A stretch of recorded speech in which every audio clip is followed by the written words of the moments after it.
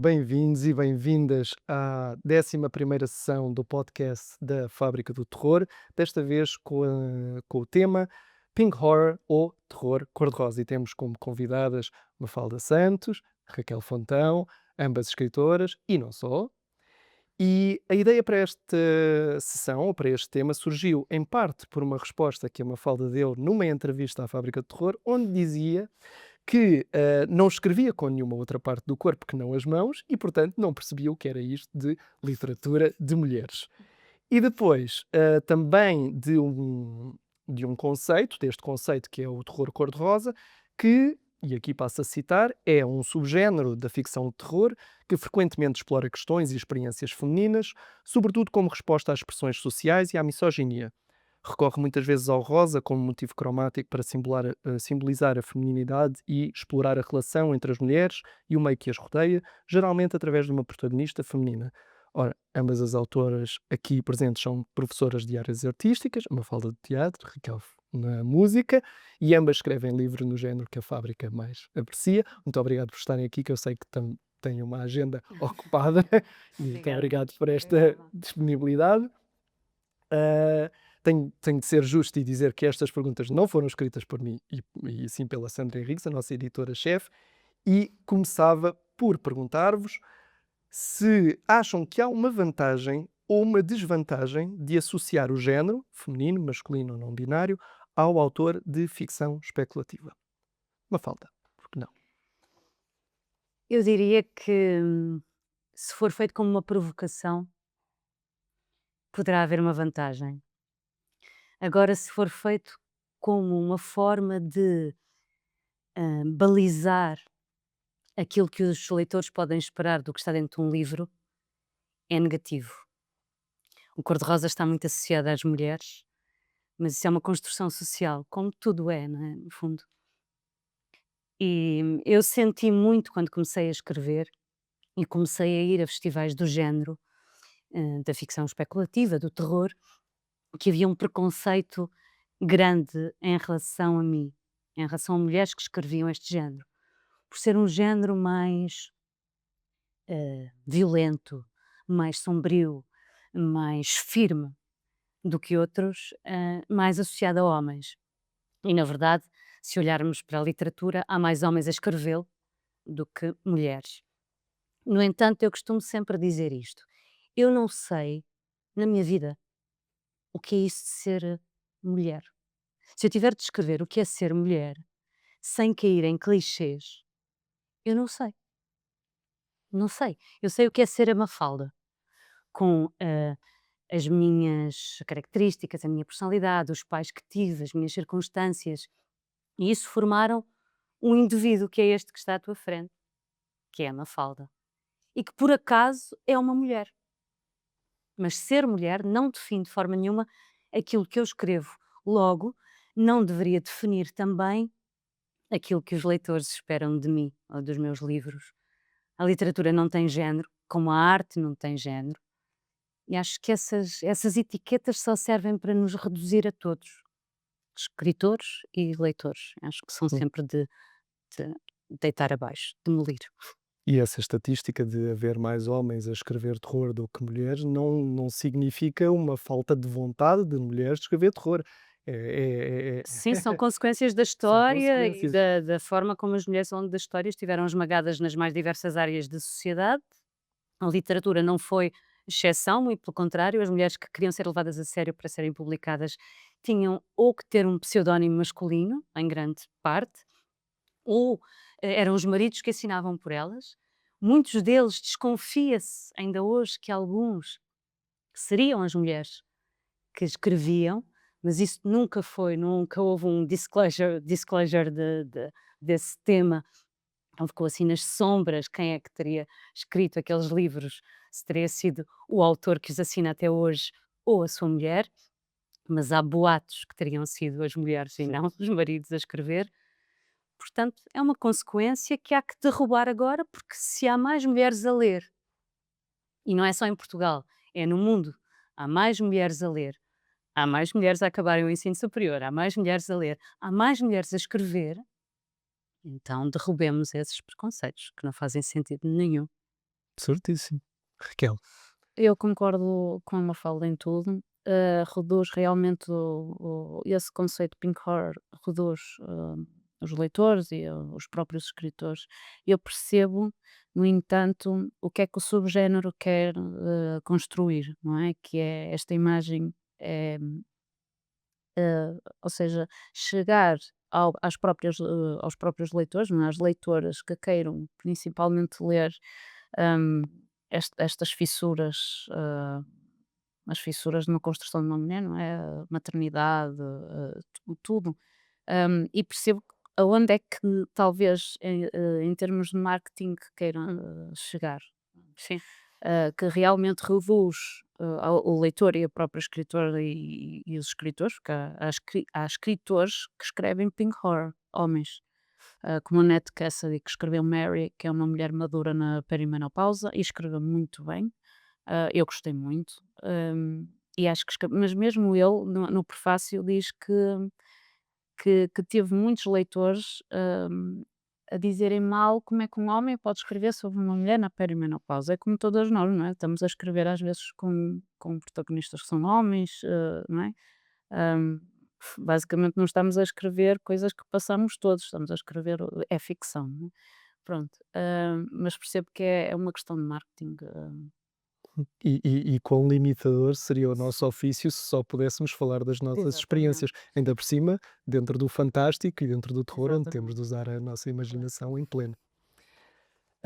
Como autoras, sentem que já escavaram o vosso nicho na literatura especulativa ou, pelo contrário, sentem que ainda têm de provar que estão onde deviam estar? Mafalda, já abordaste aqui um bocadinho esta questão na resposta anterior, por causa das expectativas, Uhum. mas se pudesses elaborar um bocadinho.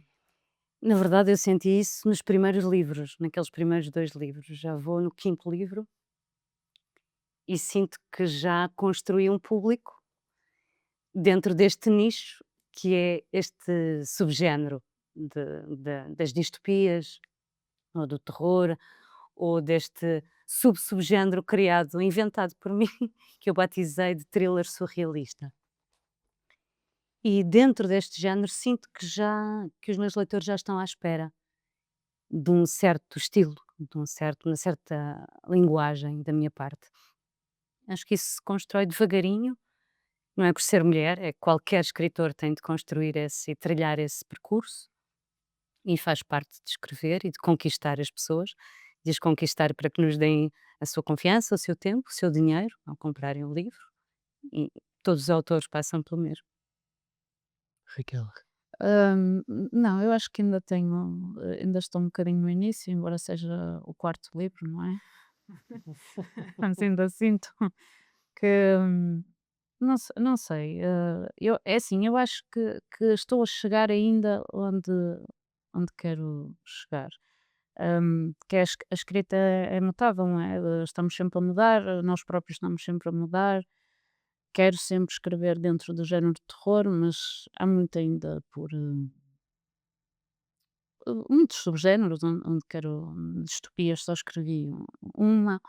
Hum, Ainda acho que ainda me falta um bocadinho Onde tens muitas histórias dentro de das ti. histórias, Uhum. para deitar cá para fora. Certíssimo. Ahm, o que é que acham que as pessoas querem realmente dizer, e aqui um realmente destacado, dizer quando falam em literatura escrita por mulheres? E aqui começaria por ti, Raquel.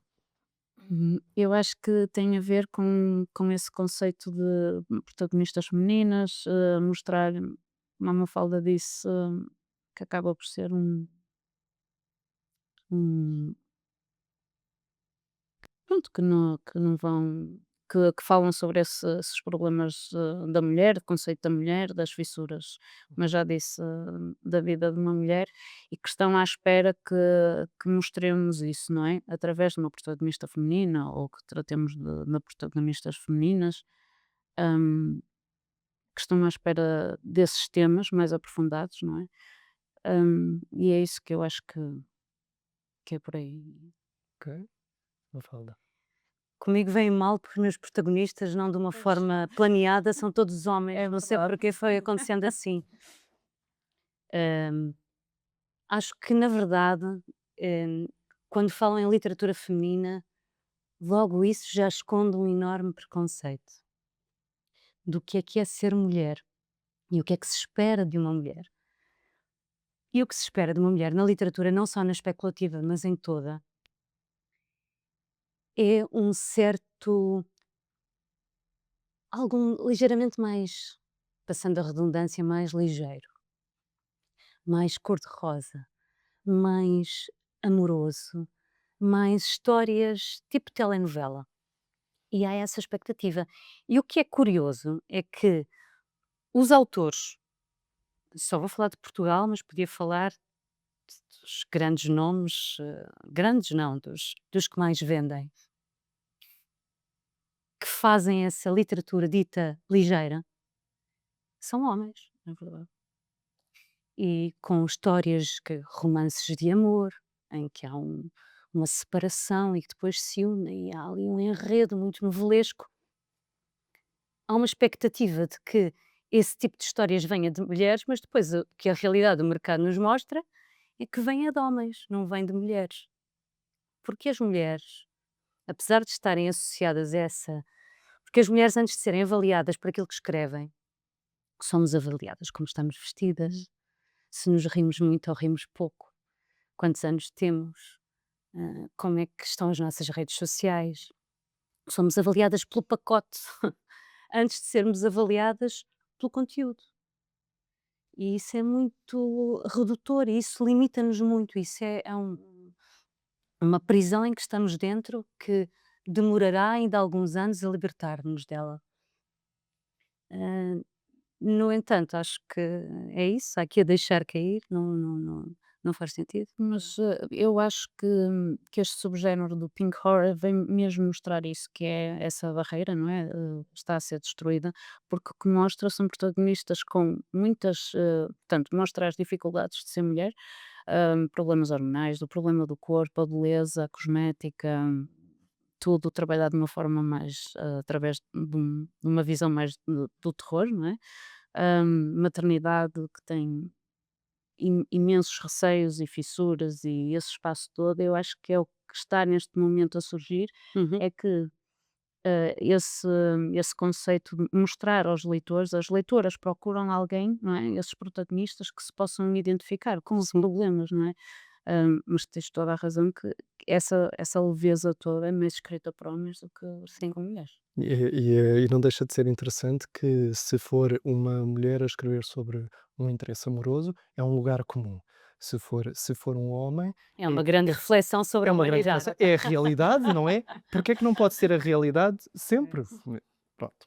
Hum, Raquel, tu dizes que a maternidade é um tema recorrente nas tuas obras. Já o tenho confirmado, é verdade. É uma escolha consciente. É.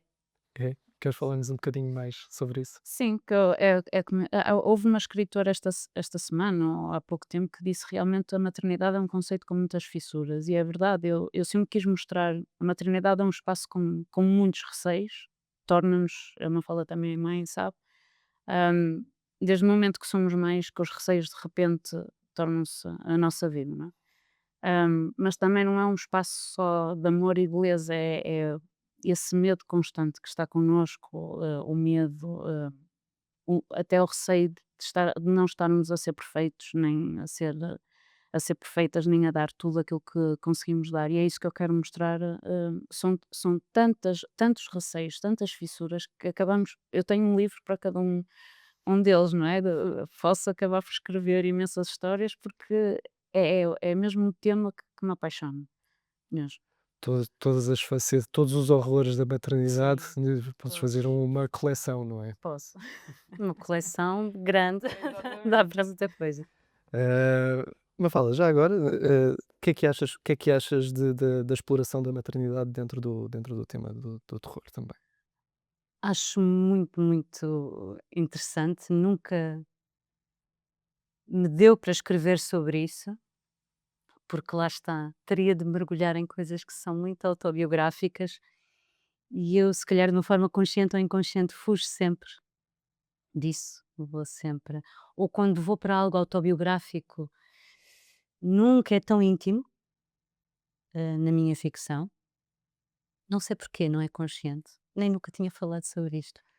Mas, de facto, a maternidade, não só nessas coisas que colocam a mulher, que referiste, num lugar de protetora e esses medos esmagadores de que o filho não esteja bem, que estejamos a ser mais mães, que estejamos a fazer tudo mal, mas outras coisas mais escondidas, que todas as mães pensam, que passam pela cabeça de todas nós, de este filho está-me a impedir de ser quem eu podia ser, este, Exatamente. não é? Todas as outras coisas que nos passam pela cabeça, que se eu não o tivesse, se calhar, minha vida era melhor, não é? Todas essas coisas que passam pela cabeça de uma mãe, de todas as mães. O que é que aconteceu ao meu corpo? O que é que aconteceu à minha vida? O que é que aconteceu à minha carreira? E como é que eu me posso libertar desta situação, desta criatura que lhe aprisiona? Isso são pensamentos que passam pela cabeça das mães e que, no âmbito da ficção especulativa do terror, Mas não tem limites. agora vou sair um bocadinho do guião, só porque me Uhum. estão a dizer coisas tão interessantes. Raquel, tu dizias que eh, transportas, digamos, os teus receios, dentro deste tema da maternidade, pelo menos, para as tuas obras, e portanto há aqui realmente qualquer Sim. coisa de muito autobiográfico. Mafalda, tu dizes que te tentas afastar, pelo menos, do que é autobiográfico e sais um bocadinho mais, imaginas mais. Ah, eu suponho que quando estejas a escrever, Raquel, que muitas dessas Uhum. passagens te sejam desconfortáveis. Muitas, Muitas. muitas. Portanto, Mafalda, a minha pergunta para ti é: aquilo que tu escreves, mesmo não sendo autobiográfico, Uhum. tu consegues, digamos, ficar imersa na vida das tuas personagens, e mesmo assim, mesmo não sendo uma coisa Uhum. autobiográfica, fazer com que aquilo seja desconfortável para ti ao escreveres? Sempre, Sempre. sempre, sempre, sempre. Até porque eu procuro que os meus livros tenham sempre um lado muito político que me aflige, Hum, no mundo que estamos a viver agora. E nesse sentido, nessa reflexão do que é que podemos fazer para contrariar a tendência que o mundo está a levar, estou sempre muito imersa, muito angustiada, muito a pensar: se isto acontecesse, de que lado é que eu estaria? Seria eu do lado dos resistentes, ou dos cobardes, ou dos delatores, ou dos indiferentes por medo? Onde é que eu estaria? Onde é que eu me posicionaria? Sinceramente, fazer honestamente esse exercício, e não é fácil. Sobreviveria eu, como no caso deste último livro, a um mundo sem toque, sem afeto, sem amor físico? Seria isso amor sequer? Então estou sempre, por todos os livros e todas as personagens, e acho que isto qualquer autor partilha disto, partilharás também certamente, todas as personagens são um pouco nós. Nós estamos em todas elas, portanto essa imersão existe sempre. eu já recebi foi comentários de outros escritores que ah, não se sentem desconfortáveis a escrever, mas estão muito cientes do sadismo que estão a proporcionar aos leitores. E por isso é que fazia esta pergunta. Porque há autores que, seja por calo, ou seja porque estão muito cientes de que o que estão a escrever é ficção, Uhum. conseguem fazer essa separação. Eu acho que o nível de desconforto que colocamos em nós quando estamos a escrever, a autenticidade passa. Sim. E, portanto parece-me útil, mas entendo que todas as pessoas tenham o seu processo e que o resultado seja perfeitamente Eu acho bom. que é o que nós não sei, eu acho que é o que passa ao leitor essa autenticidade, não é? Se estiver lá o desconforto para nós, também vai estar para Eu acho que sim. é no pormenor verdadeiro, é ali qualquer coisa que vai passar. Sim, é na verdade, É em isso. haver verdade. É, é isso. Eu também acho que a veracidade passa. Há sempre os detalhes interessam muito. Ah, Mafalda, tu tens tendência a maltratar as tuas personagens nos teus livros, mas não de forma gratuita. Isto também é consciente, ou é a história, que geralmente é de terror, que as leva para lá e, portanto, não há forma de impedir que estas personagens sofram. Sim, na vida há muita coisa gratuita e há muita crueldade que acontece gratuitamente, mas quando essa violência surge de forma gratuita, a forma como nós na vida saímos das situações, obedece sempre a uma lógica, seja uma lógica emocional, seja uma lógica daquilo que eu sou capaz de fazer, daquilo que eu aprendi a fazer, das ferramentas que eu tenho para sair de uma situação, para reagir a uma violência. Portanto, a verdade está aí. E é navegar com essa verdade das personagens, ou ouvir as personagens e perceber se lhes dei ferramentas para sair de uma situação ou não dei. E se não dei, se calhar eh, tenho de ser mais lenta na ação, tenho de esperar que a personagem consiga sair, tenho de encontrar outro caminho. E esse caminho nem sempre é óbvio, e eu, por causa do método de escrita que eu utilizo, às vezes estou ali emaranhada em caminhos que parecem labirintos, mas é como na vida, não é? Nós metemos às vezes por situações, por becos que parecem sem saída, e a vida vai andando, os dias vão passando e de repente surge uma saída. E é isso que eu gosto na escrita, vou escrevendo, não vou forçando, vou deixando de ver para onde é que isto, se isto fosse verdade, por onde é que ia sair, por onde é que se ia resolver, o que é que podia acontecer aqui, sendo verosímil, porque mesmo na ficção especulativa, no terror, na fantasia, na distopia, se não estiver enraizada na verdade, é uma coisa meio tola, não é? Fica tolinho, fica. Há E um não limite, toca, não te toca. há um limite para a suspensão da Há descrença, um não é? limite, há um limite. Como em tudo, até na comédia. Há um limite para tu te rires, para te emocionares, para chorares, para desprezares, por muito fantasiosa que seja tudo o que está à volta, o coração da coisa tem de ser, tem de bater e ser humano. É como as regras da física, as coisas têm de operar de uma forma realista, mesmo que o que esteja à volta seja altamente fantástico. Ah, Raquel, tu também, nos livros que escreves também, lá está, tendo em conta o tipo de livros que escrevemos, é muito difícil que as personagens não saiam maltratadas, Sim, mas diz-me, se tu sentes pena das tuas não, personagens? Não eu sei, faço de propósito. fazes para Faço essas de propósito. Sim. Eu, ao contrário da Mafalda, tento ver onde é que ele não pode ter uma saída. Hum, Quanto mais destruir a personagem, melhor. Não sei porquê. Quer Mas a dizer, saída pode ser a destruição. Eu quando Sim, digo uma sim, sim. saída não é ele Sim, safar-se, não é sim, isso? sim. mas Normalmente eu tenho uma pergunta, no final em todos os livros é sempre a mesma. Hum. Ou morre ou não morre, ou mata ou não mata. Não sei qual é a personagem, não sei. É esta a pergunta. Normalmente, pronto, Mas chegas sempre lá. chega, Muito bom. chega, chega. Hum, Aqui uma pergunta específica para cada uma, porque trabalham ambas em disciplinas diferentes, se bem que terão pontos em comum certamente, mas música para a Raquel, teatro para a Mafalda. De que forma é que acham que esta outra disciplina artística influencia a vossa escrita?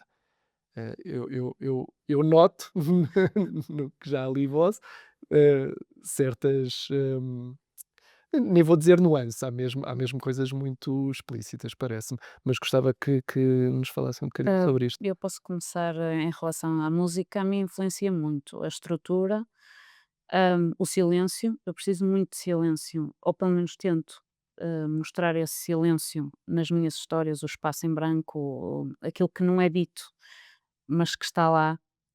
Normalmente há muitos leitores que se queixam que eu não digo muita coisa, mas é uma questão de treinar o ouvido, não é? O ouvido. O leitor está a ouvir é como na música, não é? Não está lá tudo. E o meu objetivo também com a escrita é como se fosse um som resultante. Nós estamos a tocar duas notas em consonância e aparece uma nota que não está a ser tocada, mas está lá no espaço. E é isso que eu gostava de transmitir com a minha escrita. E tem muita influência nisso, nesse silêncio, na estrutura, nos temas melódicos, tanto a repetição cíclica, não é?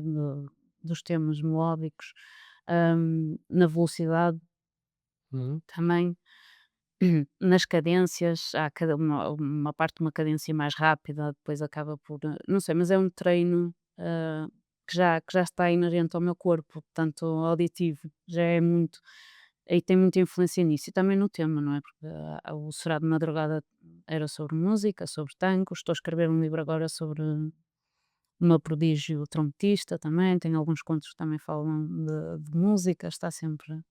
Porque passa depois também essa veracidade, É não é? isso. É o Sei. que eu sei. E como a Mafalda dizia, nós pomos sempre um bocadinho de nós nos livros mesmo. É verdade, é inevitável.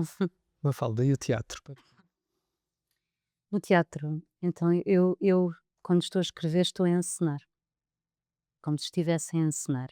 Estou a visualizar na minha cabeça tudo o que estou a escrever, ao mínimo detalhe. Acho que visualizo tudo, tudo, tudo, tudo, cores, texturas, tudo menos a cara das personagens. Hum? Por algum motivo, eu não consigo dar feições. Dou-lhes cor de cabelo, altura, corpo, feições não visualizo. É o trabalho do Eu, ilustrador ou ilustradora, não é? Depois, o trabalho de cada leitor, ou de cada leitor. eu não lhes dou uma cara, mas enceno os personagens como se fossem atores.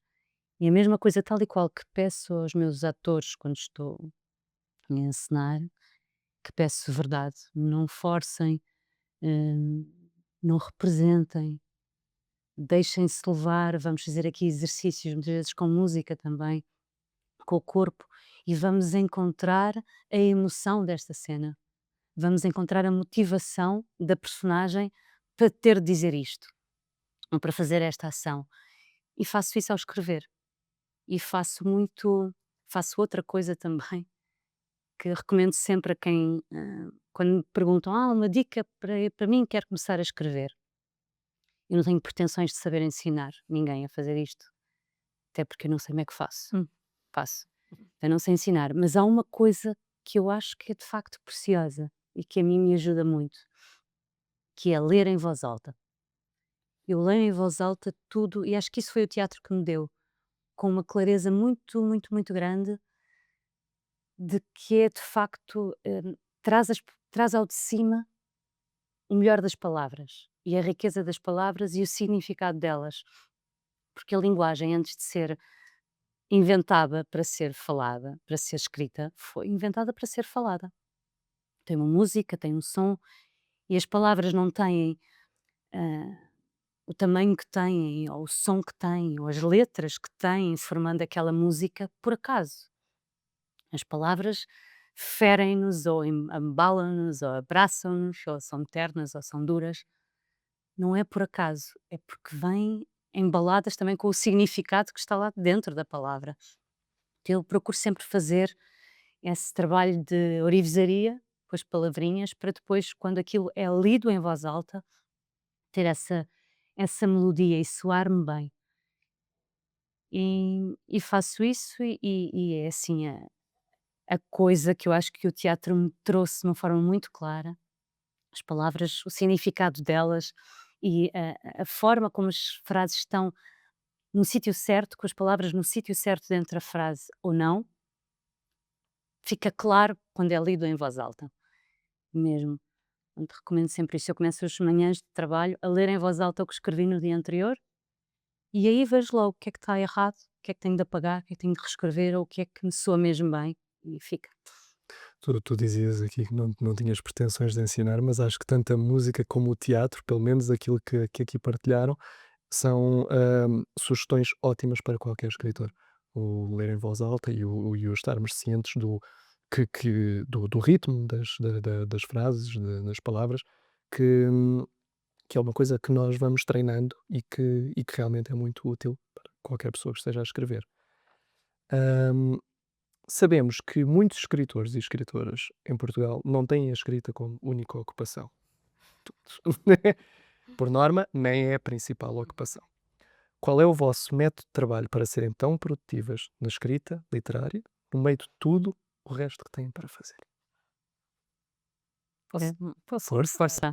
Hum, eu tenho um método, é muito fácil. O meu marido consegue deitar as nossas filhas, dá-me aquele espaço das 9h30 até às 10h15, 10h30, quando estou a escrever o rascunho, o primeiro rascunho. 5 vezes por semana, porque ao fim de semana não escrevo, estou mais dedicada à família, à casa. Hum, aquelas 5 noites, normalmente escrevo e aí quando começo um projeto tenho que acabá-lo. Hum, tem que ser. Em termos de edições, temos os prazos muito curtos. Pronto, é quando puder, é sempre a correr. Às vezes estou com as minhas filhas mais pequenas a fazer plasticina ao meu lado e eu a editar. Pronto, é no meio do caos, mas é feito. A escrever também consigo escrever com caos, com ruído, com barulho. Aprendi porque hum, teve que ser assim. Editar custa-me mais porque preciso mais de silêncio. Pronto, aí custa-me mais. Mas normalmente quando começo um projeto tenho que o terminar, portanto demoro mais ou menos ali 3 meses, 4 meses a escrever o livro, o primeiro rascunho. Não fico muito tempo sem escrever. Gosto de os ter na gaveta. Mas pronto. E fazes aquilo de deixar o Marinar, manuscrito pois, marinar um pois, pois, bocadinho antes de. pois. Mafalda, Eu demoro um ano a escrever um livro. eu também achei As coisas impressionante. maiores. Eu também achei Não são impressionante. pequeninas. Sim, mas 3 a 4 meses três a fazer quatro rascunho. meses, acho que me explodia a cabeça. Ah, eu escrevo todos os dias também, imponho a mim essa disciplina de escrever todos os dias. Eu, para além de ser encenadora e professora de teatro, escrevo profissionalmente muito para teatro e para eventos e coisas do género. E então estou sempre a escrever coisas que não têm nada a ver umas com as outras. E no meio fujo para aquilo que é o meu espaço de liberdade na escrita, que é o livro que eu estou a escrever, que não está balizado ali por regras de nenhuma encomenda que me foi feita, é o que eu quiser, estou livre. Eu sou uma escritora jardineira, eu não estruturo É como eu. as minhas histórias, eu tenho uma ideia daquilo que é, eu costumo chamar-lhe o motor da história, o coração. De resto não sei nada, não sei quem são os personagens, não sei o que é que vai acontecer, para onde vai, para onde acaba, nada. E isso é que me dá o prazer na escrita, não saber, ser surpreendida. Escrevo todos os dias, leio em voz alta sempre o que escrevi no dia anterior, tenho de estar em silêncio, não consigo escrever no meio do caos. Escrevo com música, ou com música, mas sem voz, não consigo escrever com. Tem de ser instrumental só, ou em silêncio, mas percebo muito rapidamente que partes do meu livro é que têm de ser com música, quais é que têm de ser em silêncio. Há momentos em que estou a escrever e percebo, estás a ouvir música, desliga, porque isto não posso estar a ouvir nada para escrever este momento. E, e depois a edição. hum, Como eu vou todos os dias lendo em voz alta o que escrevi no dia anterior, vou fazendo a edição dia a dia. E depois, claro, leio tudo no fim, mas passei um ano ligada àquelas personagens e todas as noites, quando me deito, não sei se te acontece isso, mas eu deito-me com as personagens todas as noites, com as personagens na cabeça e estou ali de olhos fechados 1 hora até adormecer. Eu que durmo como uma pedra rapidamente, mas quando estou a escrever uma história, aquilo assalta-me às escuras, na cama, e estou ali em um bocado a pensar onde é que ficou a história, ficou aqui, para onde é que posso levar isto amanhã? Pode ir para aqui, para acolá. E às vezes tiro notas no escuro, escrevo no telemóvel e no dia seguinte eh, retomo. E pronto, e aí ao fim de um ano, em princípio, terei uma história nova escrita. Isso vai ao encontro daquela ideia de que um escritor está sempre a escrever, não é só quando está ao E eu ao computador ou ao contrário. papel, não é? Está Eu ao sempre. contrário, como escrevo à noite, durante o dia estou a pensar nas Pronto. personagens. Mas Certo? É sempre a verdade. escrever, não Sempre a é? Só escrever, a sim. escrever na cabeça. É isso. Ah, Mafalda, depois do Terra Estreita, o que é que vem a seguir? Então vem um livro mais ao estilo do Aquilo que o Céu nos esconde Hum? e do Enquanto o Fim não vem. Não é uma distopia.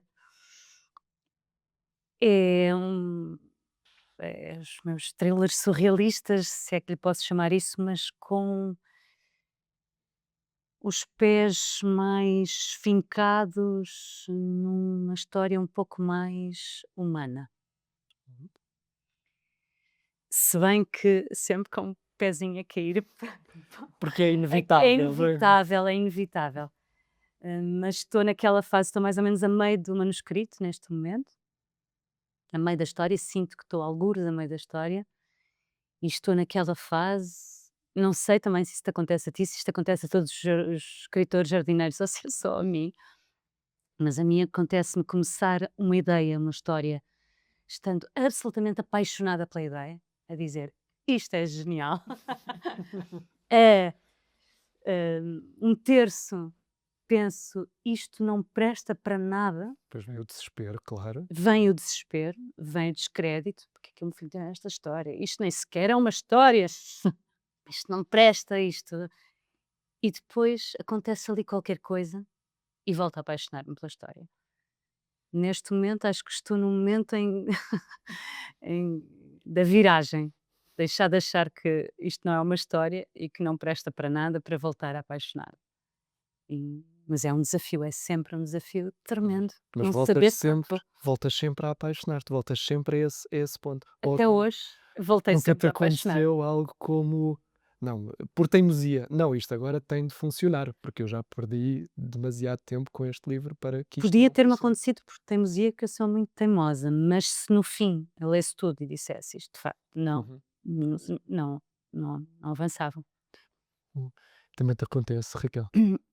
Acontece-me. Eu normalmente,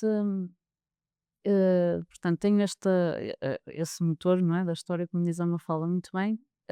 Começo, mesmo é por teimosia, eu tenho de terminar. Normalmente não escrevo outra coisa enquanto não terminar aquela. Uhum. Apaixono-me por essa história, estou sempre a pensar nela, estou no meio deste manuscrito também, portanto, vemos iguais. Podemos trocar aqui de cromos. Estamos mesmo no meio. Estou mesmo no meio e estou naquela fase em que me falta agora a parte de mais ação, pronto, até ao final. Ainda estou a pensar muito bem como é que é de chegar até ao fim, já sei qual é o final. Normalmente não sei, só sei aquelas perguntas, ainda estou indecisa quem é que mata quem não mata, mas estou ali naquelas personagens. Mas tenho de terminar sempre o mesmo projeto. Tenho de terminar, deve ser algum problema de orgulho ou teimoso, mas Eu ia dizer, eu admiro-vos muito, não ter uma luzinha ao fundo do túnel, não saber mesmo para onde é que vamos, para mim seria impensável. Porque depois, além do desespero, era o pânico de "Então, uma pessoa não Mas o sabe. pânico também alimenta. Eu sei, eu sei. Esse pânico também Eu dá-te sei. uma essa certa pica. paixão É. de não saber o que é que se vai passar. Eu acho é que o pânico vai vir independentemente. O pânico está cá sempre, sempre, sempre. Raquel, para ti, depois do Nada a Temer, e do Mar Vieram, que também saiu pouco tempo depois, um pela Guerra e Paz, o outro pela Barca, o que é que vem a seguir? É essa história que eu tinha, eu não sei se vem, está a ser escrita, é o que eu digo. Eu tenho de a terminar, nem que fique comigo. Hum, E podes dizer-nos alguma coisa sobre ela, assim, É sem sobre, descortinar muito? sim, é sobre o esgotamento de uma prodígio, de uma trompetista, hum, e o esgotamento de uma cuidadora, de uma mãe, é sobre maternidade, sobre o esgotamento, sobre burnout, sobre a música, desse lugar que a música, o excesso do prodígio, não é? Que nos pode levar da perfeição, do o que é que pode fazer um corpo e à nossa mente. E é sobre isso, e é terror. Pronto. Gosto. Terror e pressão, Sim. de uma combinação muito Sim, boa. sim, sim. Pronto, deixem-me agradecer-vos mais uma vez por terem vindo a esta sessão, Obrigada. Mafalda, Raquel, e terminamos. Muito obrigado. Obrigada.